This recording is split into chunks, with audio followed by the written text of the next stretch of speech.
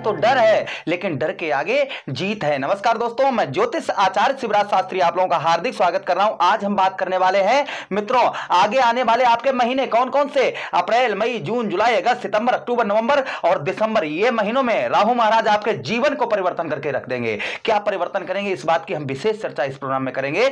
मित्रों बहुत ध्यान से इस प्रोग्राम को देखिएगा, क्योंकि राहु महाराज कहां पर विराजमान है, आपके कहां पर विद्यमान बैठे हैं, आपके दसम भाव, उस भाव पर बैठे हैं जो कैरियर का है, जो हमारे ऊपर चढ़ने का, हमारी सीढ़ियां ऊपर चढ़ने का भाव है, हमारे जीवन में सफलता का, जो जीवन में हम अपने सक्सेस यानी सफलता चाह रहे हैं, उस भाव कौन सा है मित्रों? दसम भाव, जो हमारे कर्म क्षेत्र, कर्म भूमि हमारी यही है, जहां पर छलिया आदर्श है। मित्रों पापी ग्रह कौन? राहु महाराज बैठे। लेकिन हर मामले में नहीं, आपने बहुत सारे ऐसे लोग भी देखे होंगे जो रातों रात स्टार बन गए। किनके कारण? राहु महाराज के कारण। रातों रात ऐसे लोग जो कभी खाने तक के उनके लाले थे, आज वो करोड़पति बने बैठे हैं। नौकर चाकर, गाड़ी घोड़ा हाथी, सब कुछ उनके पास में है। किसके कृपा से? राहु की कृपा से। और यही राहु महाराज क्या आपको देंगे, इस बात की हम विशेष चर्चा इस प्रोग्राम में करेंगे। बहुत ध्यान से इस प्रोग्राम को देखिएगा। चलिए प्रोग्राम को प्रारंभ करते हैं। यह प्रोग्राम अपनी लगन, अपनी चंद्र राशि पर देख सकते हैं। अब आपको दोनों नहीं पता है मेरी लगन का है, मेरी चंद्र राशि क्या है, तब उस स्थिति में तब आपका जो नाम है ना का कि इन पर अगर प्रारंभ होता है, तो आप अपनी नाम राशि पर इस प्रोग्राम को देख सकते हैं। चलिए प्रोग्राम को प्रारंभ करते हैं। अगर आप अपनी कुंडली का विश्लेषण, एनालाइज विस्तार पूर्वक अच्छी तरीके से करवाना चाहते हैं, तो हमारे दिए गए नंबर पर आप हमसे संपर्क करके अपनी कुंडली का विश्लेषण भी करवा सकते हैं। चलिए अब प्रोग्राम में आगे बढ़ते हैं और समझने का प्रयास करते हैं। देखिए कितने दिन हो गए राहु महाराज को यहाँ पर, इस बात की सुन लीजिएगा। राहु महाराज को मित्रों, राहु महाराज कब? 30 अक्टूबर, याद करिए वो वाला समय, 30 अक्टूबर 2023 को आपके कहां से, आपके लाभ स्थान से हटकर और आपके कर्म क्षेत्र पर आ गए थे। कितने महीने हो गए? अक्टूबर 1, नवंबर 2, दिसंबर 3, जनवरी 4, फरवरी 5 और मार्च 6 महीना लग गया है। इन 6 महीनों में इन्होंने क्या फल आपको प्रदान किया, ये पहले सुन लीजिएगा। आपको इन 6 महीनों में राहु महाराज ने आपको क्या दिया, ये पहले सुन लीजिएगा। क्योंकि राहु के पास क्या है? दिमाग है, बुद्धि है। केतु के पास क्या? बुद्धि नहीं है, नीचे का सिर्फ धड़ धड़ है। तो चलिए प्रोग्राम को प्रारंभ करते हैं और समझने का प्रयास करते हैं। चलिए मित्रों देखिए, सबसे पहले हम ये समझने का प्रयास करेंगे कि कर्म क्षेत्र पर बैठकर राहु महाराज ने अभी आपको क्या फल दिया इन महीनों में। तो देखिए आपके दसम भाव पर राहु का जो प्रभाव होता है मित्रों, यहाँ पर इंसान को धनी बनाता है। मित्रों कहीं ना कहीं 13 तिकड़म करके 12 हाल आपको इन्होंने थोड़ा बहुत धन मेहनत के अनुसार दिया होगा। जो पहले तंगी सता रही थी, 1-1 रुपए के लिए मोहताज थे, तो कहीं ना कहीं यहाँ पर मित्रों आपको यहाँ पर दसम भाव में इंसान को थोड़ा सा यहाँ पर आपको धन की आपके प्राप्ति यहाँ पर दी होगी।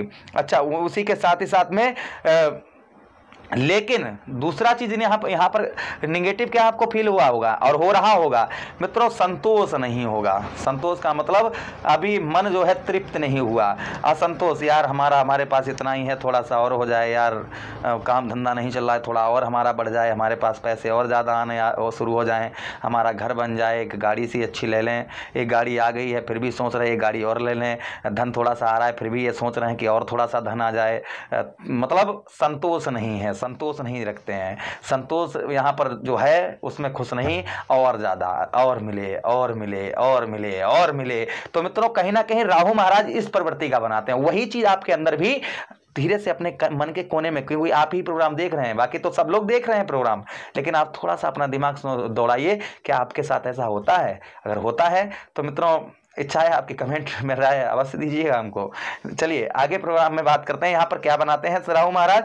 यहाँ पर मित्रों दसम भाव में इंसान को जो है मानसिक संतोष नहीं होता है, धन की प्राप्ति। आगे आने वाला समय है, यहीं पर आपको क्या फल देंगे राहु महाराज? सुन लीजिएगा। कर्म क्षेत्र है, बिजनेस व्यापार में आपके ग्रोथ लेके आएंगे, क्योंकि इनकी डिग्रियां परिवर्तन होंगी। देखिए मित्रों अप्रैल के महीने में 21 डिग्री, अप्रैल मई के महीने में 19 डिग्री, जून के महीने में 18 डिग्री, जुलाई के महीने में 16 डिग्री, और वहीं पर मित्रों अगस्त के महीने में 14 डिग्री, सितंबर के महीने में 13 डिग्री, अक्टूबर के महीने में 11 डिग्री, नवंबर के महीने में 0.9 डिग्री और दिसंबर के महीने 0.7 डिग्री। जैसे ही इनकी डिग्रियों का परिवर्तन होगा, वैसे ही आपकी लाइफ, आपकी जिंदगी पर परिवर्तन होगा। तो दसम भाव पर बैठे हैं, दसम भाव पर क्या फल देंगे आपके मित्रों? यहां पर आपको आपके बिजनेस व्यापार में ग्रोथ लेकर आएंगे, आपके बिजनेस व्यापार में बढ़ोतरी करेंगे। और धन जो पैदा हो रहा है ना, जो संतोष नहीं तो और ज्यादा धन पैदा होगा यहां पर, इसमें कोई संदेह शंका नहीं। जैसे डिग्रियां, लेकिन ये कैसे होगा?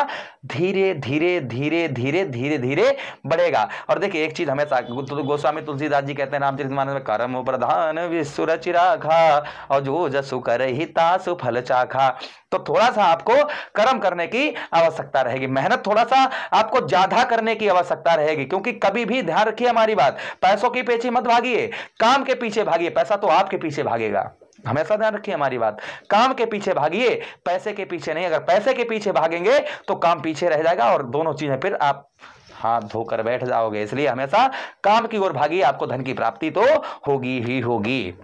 चलिए मित्रों आगे बढ़ते हैं, आगे समझने का प्रयास करते हैं। आर्थिक स्थिति को मजबूत करेंगे। दसम भाव पर बैठे जो लोग राजनीतिक क्षेत्र में है, क्योंकि राजनीति के कारक भी राहु महाराज को माना जाता है, तो राजनीतिक क्षेत्र में भी आपको यहां पर राहु महाराज की कृपा से आपको उत्तम अच्छे फल ही आपको मित्रों यहां पर आपको प्राप्त होंगे, इसमें कोई संदेह शंका नहीं है। आगे हम मित्रों बात करते हैं, आर्थिक स्थिति को मजबूत करेंगे आपके, और कर्म क्षेत्र बिजनेस व्यापार में आपके ग्रोथ लेकर आएंगे, यानी कि व्यापार आप कैरियर में आपके ग्रोथ लेकर आएंगे आप। अच्छा, शनि राहु महाराज के पास में 3 दृष्टियां भी हैं, कौन कौन सी?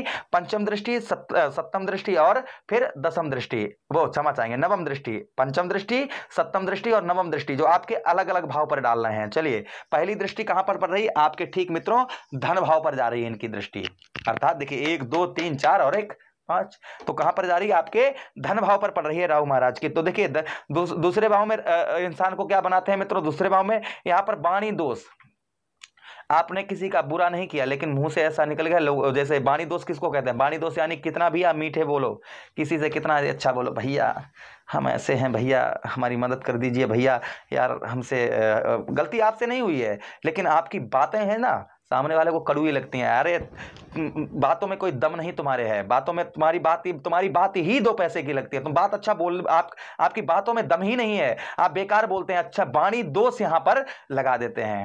आप किसी से बतियाते होंगे ना तो एकदम से कितना भी अच्छा मीठा बोलें आप, लेकिन सामने वाले को आपकी बात जो है ना मित्रों वो खराब ही लगेगी, उसको बात आपकी अच्छी नहीं लगी। और 30 अक्टूबर से लेकर अभी तक आपके साथ कहीं ना कहीं थोड़ा बहुत ऐसा अवश्य ही हुआ होगा। अच्छा, उसी के साथ वाणी दोष देते हैं, और वाणी दोष के साथ ही साथ में भाइयों के सुख से वांछित रखते हैं। भाइयों का सुख नहीं प्राप्त होता है। आपके भाई किसी जमाने में आपके हर कदम पर साथ चलते थे, आज आपके भाई आपके से मुंह मोड़ लेते होंगे कि जा रहा है जाने दो, जा रहा है जाने दो। भाइयों का सुख प्राप्त मित्रों नहीं होता है, लेकिन आपके धन की स्थिति को यहां पर मजबूत करेंगे, और भाइयों से जो अनबन हो रही है या भाइयों से संबंध आपका खराब उसको भी ठीक करेंगे, और वाणी में मधुरता धीरे धीरे करके आपके अवश्य ही लाएंगे यहां पर राहु महाराज, लेकिन धीरे धीरे। अच्छा, दूसरी दृष्टि कहां पर पड़ रही है? आपके ठीक मित्रों चतुर्थ भाव पर, और चतुर्थ भाव के आपके चतुर्थ भाव पर कौन बैठे हैं? चतुर्थ भाव पर केतु महाराज भी यहीं पर बैठे हैं। तो राहु महाराज केतु महाराज को देख रहे हैं, केतु महाराज राहु महाराज को देख रहे हैं, लेकिन राहु महाराज का चतुर्थ भाव पर प्रभाव क्या होता है? यहाँ पर मित्रों झूठ बोलने वाला बना देते हैं इंसान को। जैसे आपके किसी के पैसे उधार हैं, आपके द्वारे पर मांगने के लिए आ गया, उसने आवाज लगाई भैया हैं घर पे, एकदम पत्नी से कह दो, बोल दो नहीं है घर पे। या किसी ने फोन किया कहाँ पर भैया हो, तो एकदम से कहा कि इसका पैसे देने या इससे बात करनी है, मतलब झूठ बोलने वाला बना देते हैं। थोड़ा सा आप वीडियो देख रहे हैं ना, तो आप थोड़ा सा सोचिए 30 अक्टूबर के बाद में कुछ आपने झूठ बोलना थोड़ा ज़्यादा तो नहीं कर दिया? अगर कर दिया है तो समझिए राहु का प्रकोप आप पर है, इसमें कोई संदेह शंका नहीं है। किंतु आगे मित्रों यह आगे आपको झूठ बोलने वाला बना रहे ना, यही सच। आप इनके खिलाफ काम करिए, आप कभी झूठ मत बोलिएगा।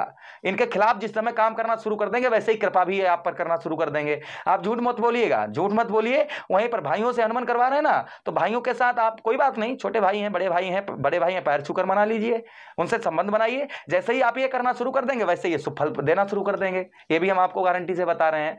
जैसे इनके विरुद्ध काम करना शुरू कर देंगे वैसे ये शुभ फल देना प्रारंभ कर देंगे, क्योंकि ये समझ जाएंगे, परीक्षा ले रहे हैं, समझ जाएंगे कि हाँ ये व्यक्ति जो है अब हमारे कंट्रोल से बाहर है, ये हमारी बात हम इस पर जो है प्रभाव नहीं डाल पा रहे हैं। तो आप वही काम अपोजिट जो आपका खराब कर रहे हैं उसको सही करने का थोड़ा सा अपनी ओर से प्रयत्न करिए, आपको ये शुभ फल देना शुरू कर देंगे। अच्छा, उसी के साथ ही साथ में वाणी दोष लगा रहे हैं ना, आपको वाणी दोष लग रहा है ना, किसी को बात अच्छी नहीं लग रही तो आप क्या करिए, उनसे बात ही करना बंद कर दीजिएगा, और जब उनका खुद का मन होगा तो आपसे खुद बात करेंगे। अच्छा, उसी के साथ ही साथ में आगे हम बात करते हैं मित्रों अगली दृष्टि की। अगली दृष्टि कहां पर पड़ रही है राहु महाराज की? अगली दृष्टि आपके मित्रों छठे भाव में पड़ रही है। छठा भाव किसका होता है? शत्रुओं का होता है। देखिए मित्रों, आपके जब से ये महीना ये 30 अक्टूबर के बाद से आपने नोटिस किया होगा कि आपके शत्रु जो हैं वह ज़्यादा बढ़ रहे होंगे। आपके शत्रु, आपके दुश्मन, आपके थोड़ा सा क्या आपने बुरा कर दिया वो आपके शत्रु बन बैठे। तो दुश्मन जो है, आपके शत्रु जो है वो है ज़्यादा बनते होंगे। अच्छा, उसी के साथ ही साथ में यहाँ पर शत्रु आपके कुछ समय कुछ विजय भी आप पर प्राप्त कर लेते होंगे, या शत्रुओं ने आप पर विजय, आपको नीचा भी दिखाने का पूर्ण तरीके से प्रयास किया होगा। अच्छा, उसी के साथ ही साथ में मित्रों, लेकिन आप चिंता ना करें, यहाँ पर आपके शत्रुओं पर विजय लाकर आएंगे। जो आप जॉब कर रहे हैं, आप जॉब छोड़ने की अगर सोच रहे हैं ना, आपके लोग पीछे पड़ेंगे, ये छोड़ दो, तुम्हें अच्छी जगह दिलवाएंगे, तो जॉब नहीं छोड़ना बिना सोचे समझे, क्योंकि बुद्धि पर अटैक करते हैं। इसलिए जॉब वगैरह कर रहे हैं, कोई काम कर रहे हैं आप, लोग आपको भटका रहे हैं कि ये बात छोड़ो वो वाला करो, जबकि आपको इसी काम में लाभ हो रहा है, तो आप बिना सोचे समझे इस काम कोई काम कर रहे हैं उसको ना करें, छोड़ें।